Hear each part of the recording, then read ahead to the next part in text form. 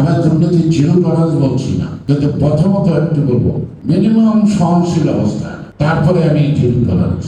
কারণ এখন দুর্নীতিটা অনেকটা বকশিসের মতো, এটা ঈদের বকশিসের মতো হয়ে গেছে, এটা আমরা পাই।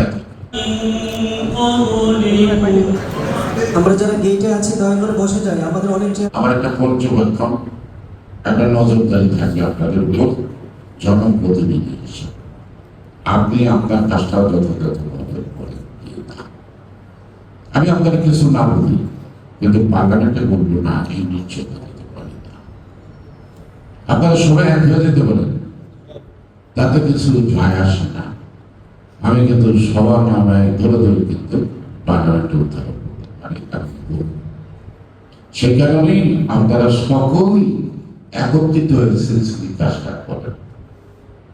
আমরা যেমন পুরাণকে নতুন করে সাজাতে চাই, আপনাদের মধ্যে যদি পুরানা কোনো রোগ থাকে, সেই রোগের প্রতিষেধক আপনারা গ্রহণ করেন আস্তে আস্তে আস্তে আস্তে। একদিনে পারবেন না, আস্তে আস্তে করেন। এটা টলারেন্সের মধ্যে আসবে। আমরা দুর্নীতি জিরো টলারেন্স বলছি না, কিন্তু প্রথমত একটু বলবো মিনিমাম সহনশীল অবস্থা, তারপরে আমি জিরো টলারেন্স। কারণ এখন দুর্নীতিটা অনেকটা বকশিসের মতো হয়ে গেছে, এটা ঈদের বকশিসের মতো হয়ে গেছে, এটা আমরা পাই থাকি, এটা পাই থাকি।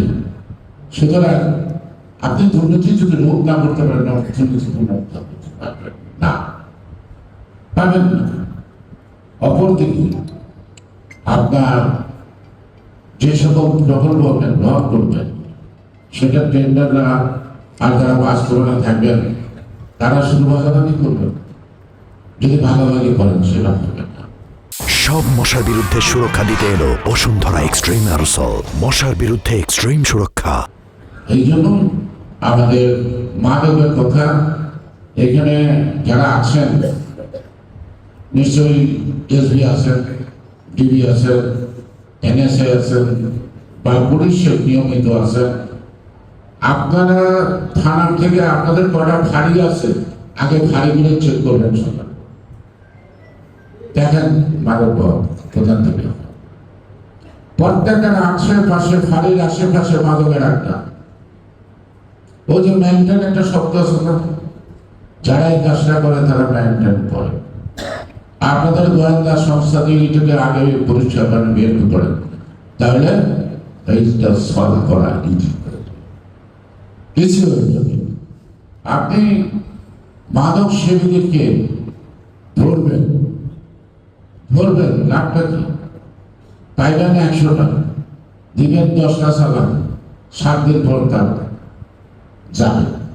আর জেলখানে যদি বেশি দিন থাকে, অভাব নাই, জেলখানে বেশি মাদক পাওয়া যায়, এদের জন্য ব্যবস্থা রাখে। তা নাহলে অন্যান্য বয়াদিরা ভালো থাকতে পারে না। সব জায়গায় তো সেই অবস্থা। তাহলে আপনাকে কি করতে হবে? যারা মাত্র আসক্ত, এগুলো ধরে গার্জিয়ানের দেখা নিরাময় কেন্দ্রে পাঠাবে, তাকে সুস্থ করে।